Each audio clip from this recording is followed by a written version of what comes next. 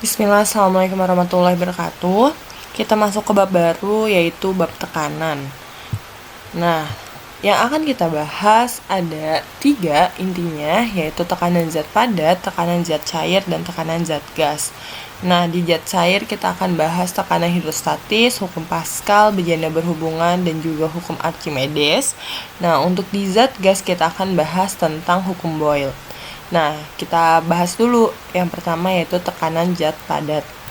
Nah, tekanan itu apa? Tekanan itu besarnya gaya yang bekerja pada benda setiap satuan luas. Jadi, nah, kita lihat nih, ada gaya dan ada luas. Gaya itu lambangnya itu F dan luas itu lambangnya itu A. Tekanan itu lambangnya adalah P, makanya rumusnya jadi P sama dengan F dibagi A. Nah, F itu kan gaya, jadi kalau misalnya ada benda aja nih, misalnya ada benda, ada lemari aja nih di atas lantai. Nah, sebenarnya lemari ini tuh udah memberikan tekanan. Kenapa dia memberikan tekanan? Karena dia punya gaya. Gaya apa? Gaya berat. Sorry, ini harusnya lurus ya. Gaya berat atau W. Nah, W di sini bisa diurai jadi M kali G. Makanya rumusnya bisa ini.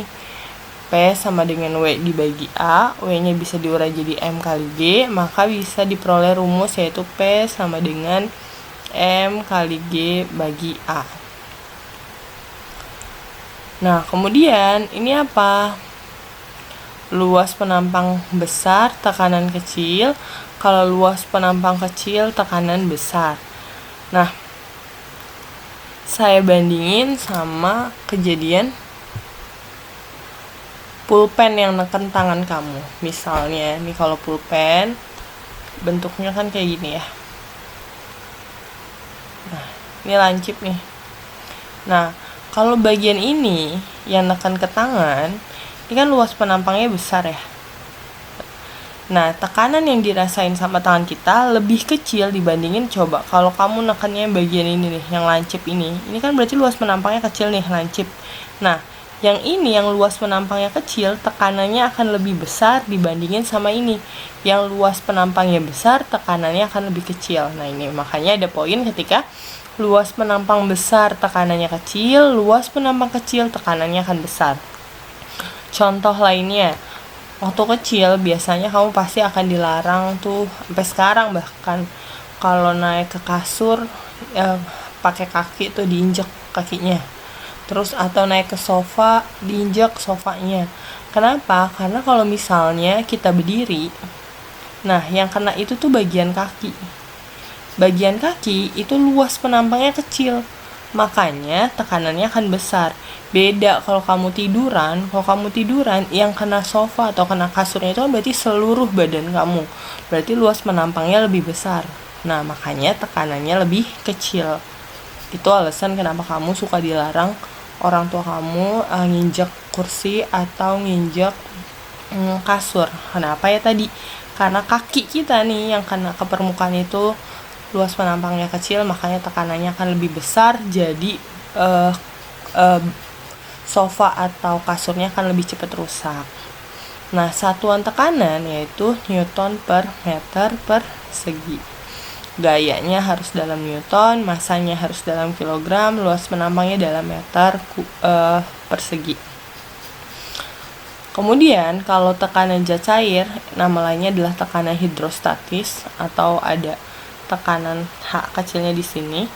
Nah, rumusnya beda lagi. Tekanan hidrostatis rumusnya ini, Rho kali G kali H. Rho itu apa? Rho itu massa jenis, ini bacanya Rho ya. Massa jenis satuannya kilogram per meter kubik, yaitu percepatan gravitasi bumi besarnya 10 meter per second kuadrat, dan H itu kedalaman, satuannya dalam meter. Nah, kedalaman itu diukur dari permukaan, bukan dari bawah. Coba kamu bayangin, misalnya ini laut nih, terus kedalamannya diukur dari bawah. Siapa yang mau nyelam terus mengukur kedalaman dari bawah? Nggak ada kan.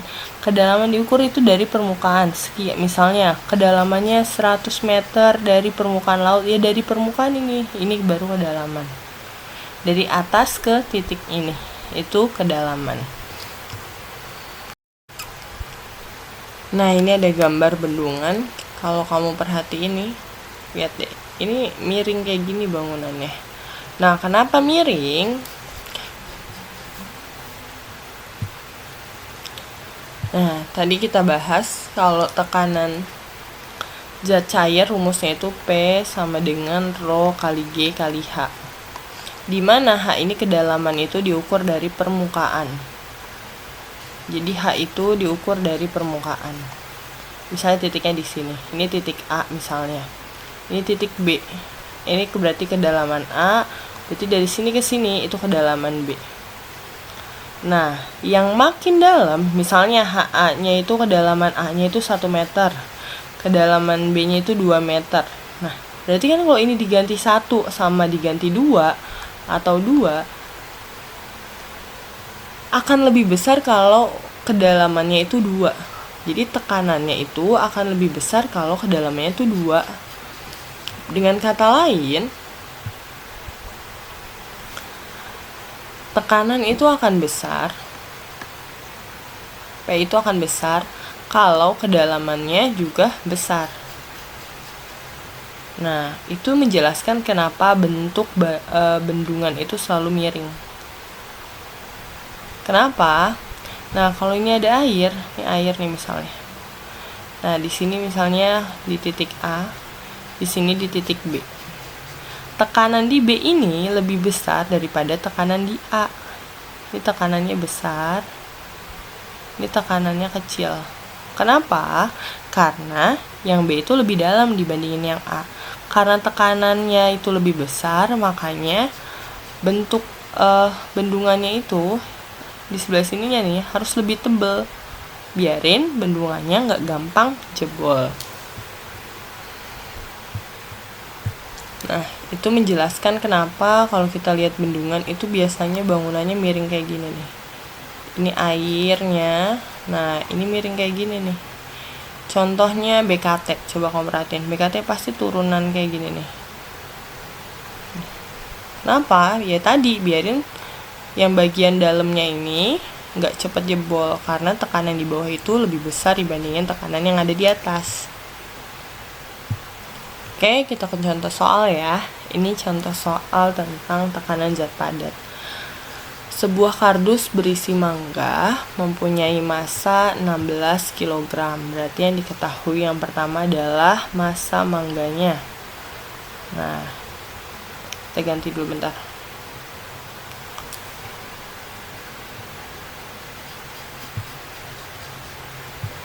Massa mangganya berarti 16 kg, berarti ini M-nya 16 kg, terletak di atas lantai dengan ukuran seperti gambar. Nah, G-nya, percepatan gravitasi bumi itu 10 meter per second kuadrat. Kamu bisa lihat, ini lantai, berarti bagian yang kena itu kan bagian yang ini ya. Alasnya kan berarti yang kena. Nah, karena alasnya yang kena ini, maka yang diukur itu, luasnya itu yang bagian bawahnya doang.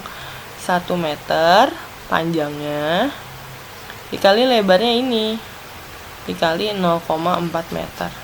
Tingginya ya nggak usah, karena tingginya tadi bukan merupakan luas dari permukaan yang kena ke lantai. 1 kali 0,4 kan berarti 0,4 meter persegi. Nah, ini. Nah, kemudian yang ditanya adalah P. P itu kan sama dengan F dibagi A. F-nya itu kan sama aja W. Di sini sama aja W dibagi A. Berarti W-nya kita urai jadi M kali G dibagi A. Nah, masanya berapa? Masanya 16, G-nya 10, luas penampangnya itu 0,4. Atas bawah kali 10 aja. Biarin apa? Biarin ini 0,4-nya hilang, biarin 4. Berarti 16 kali 10 kali 10 berarti 1600, 0,4 kali 10 berarti 4. 1600 dibagi 4 hasilnya 400 Newton per meter persegi. Itu satuannya tekanan. Oke, kita lanjut ke contoh tekanan hidrostatis. Seekor ikan berada pada bak air seperti pada gambar. Jika massa jenis itu Rho-nya 1000 kg per meter kubik, dan percepatan gravitasi bumi itu berarti G, 10 meter per second kuadrat. Hitunglah tekanan hidrostatis, berarti yang tanya P atau pH sama aja. Nah, yang diterima ikan. Ingat, pokoknya kedalaman itu dari permukaan ke si ikan, itu H. Nah, kalau dari sini ke sini 140 cm, terus dari sini ke sini 60 cm, dan berarti dari sini ke sini tinggal dikurangin aja, 140 dikurang 60. Hasilnya 80 cm. Jangan lupa satuannya dalam meter, berarti 80 dibagi 100. Coret, berarti 8/10 sama dengan 0,8 meter. Nah, kemudian P sama dengan rho kali G kali H. Rho-nya itu 1000, G-nya 10, H-nya 0,8. Nah, ini 0 di depan sama 0 belakang bisa dicoret. Jadi tinggal 1000 dikali 8. Hasilnya 8000 Newton per meter persegi. Nah, masih mencari tekanan hidrostatis, tapi ini selisih tekanannya. Yang diketahui dulu, massa jenisnya sama nih, 1000 kg per meter kubik. Nah, ini ikannya ada 2. Ikan yang pertama dari ikan ke dasar itu 80 cm, ikan yang kedua dari ikan ke dasar itu 15 cm. Nah, jika akuarium memiliki kedalaman 1 meter, berarti dari sini ke sini ke bawah adalah 1 meter. 1 meter itu sama aja 100 cm. Hitunglah selisih tekanan hidrostatis 1 dan tekanan hidrostatis yang dialami ikan 1 dan ikan 2. Nah, kita harus tahu dulu berapa tekanan ikan 1. Nah, dari permukaan ke ikan ya, berarti ini adalah H1. Dari permukaan ke ikan ini H2. Dari atas ke bawah itu kan 100 cm. Nah, dari sini ke sini 80. Berarti H1 tinggal dikurang 100 kurang 80. Hasilnya 20 cm. Terus berarti dari sini ke ikan 2 tinggal 100 dikurang 15 cm, hasilnya 85 cm. Nah, berarti delta itu selisih. Selisih tekanannya tinggal dikurang 85 dikurang 20, hasilnya 65 cm, diubah ke meter, berarti 65 dibagi 100. 100 itu nolnya 2, berarti kamu tinggal maju 2 kali. 1, 2. Nah, ini taruh koma, ini 0. 0,65 meter. Nah, yang ditanya itu selisih tekanan. Ingat, delta itu selisih. Berarti delta P sama dengan rho kali G kali delta H. Tinggal tambahin deltanya doang di P sama di H dari rumus sebelumnya. Nah, rho itu 1000, G itu 10, delta H itu 0,65. Nah, biar komanya hilang, ini kan mundur 2 kali, berarti kamu biarin komanya hilang, kamu coret ini di belakang 2. Berarti tinggal 10 kali 10 kali 65. Berarti 65 kali 1 kali 1 65, tambahin nolnya ada 2. 6500 Newton per meter persegi. Nah, masih pakai rumus tekanan hidrostatis. 2 ekor ikan berada dalam air seperti pada gambar. Massa jenis airnya 1000, berarti rho-nya 1000. Tekanan hidrostatis yang dialami ikan 1, berarti tekanan 1 berarti P1-nya 1000. Kemudian dan tekanan pada ikan 2 berarti P2-nya 6000. Nah, dari 2 data ini kita bisa memperoleh selisih tekanan atau delta P. Dicari dengan mengurangkan yang besar dikurang yang kecil, berarti 6000 dikurang 1000, hasilnya 5000 Newton per meter persegi. Yang ditanya adalah hitunglah selisih kedalaman. Selisih itu berarti delta, kedalaman itu H, berarti yang tanya delta H. Nah, kita tinggal masukin aja ke rumusnya, berarti delta P sama dengan rho kali G kali delta H. Delta P nya kan udah diperoleh nih, 5000, berarti 5000 sama dengan rho nya itu kan 1000 nih rho nya, terus G nya itu 10 kali delta H. Nah, 5000 sama dengan 10 kali 1000 kan berarti 10.000 delta H. Nah, ini kita bisa coret nih, nolnya 3 sama di sini nolnya 3. Berarti delta H-nya sama dengan 5 dibagi 10. Jangan dibalik 10 bagi 5 ya, temennya delta H yang pindah ke bawah, berarti 10-nya yang ada di bawah.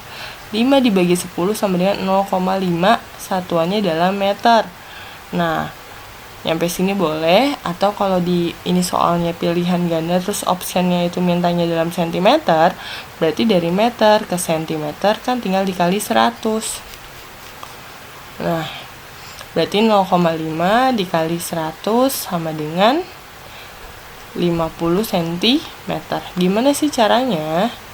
Ya udah, 0,5 kali 100, 100 itu nolnya 2 kan, berarti mundur 2 kali 1, 2. Nah, ini 0 di depan coret, tambahin 01, berarti 50 cm. Nah, ini tentang bejana berhubungan. Bila bejana berhubungan diisi dengan zat cair sejenis, maka permukaan zat cair akan membentuk bidang datar. Jadi kalau ditaruhnya lurus ya akan datar kayak gini, ditaruhnya miring kayak gini, juga tetap aja airnya akan lurus. Jika kita punya botol, airnya kayak gini, terus botolnya kamu ganjel nih, kayak apa gitu, terus miring kayak gini. Nah, ya udah tetap aja airnya tetap lurus atau tetap datar. Nah, lanjut. Hukum Pascal bunyinya adalah tekanan yang diberikan pada zat cair dalam ruang tertutup diteruskan ke segala arah dengan sama besar. Jadi, di hukum Pascal ini ada dua luas penampang. Nah, ini luas penampang 1, makanya namanya A1. Nah, ini luas penampang 2, namanya A2. Nah, di sini kalau kita dorong ini, nah ini akan naik nih. Nah, ini kalau dorongan itu kan atau tarikan itu kan berarti sebuah gaya ya. Berarti ini F1 karena tadi kita namain ini luas penampang 1. Terus yang naik ini berarti F2 karena kita udah namain yang besar ini luas penampang 2. Contohnya, nah, kita bisa lihat kalau ini didorong, nah yang satu akan naik. Nah, ini bekerja berdasarkan hukum Pascal. Oleh karena itu, bentuk persamaannya karena tekanan yang diberikan akan diteruskan ke segala arah dengan sama besar, makanya ini jadi tekanan 1 akan sama dengan tekanan 2. Tekanan itu kan tadi rumusnya F dibagi A ya, rumus awalnya. Nah, berarti tinggal tambahin F1 per A1 sama dengan F2 per A2.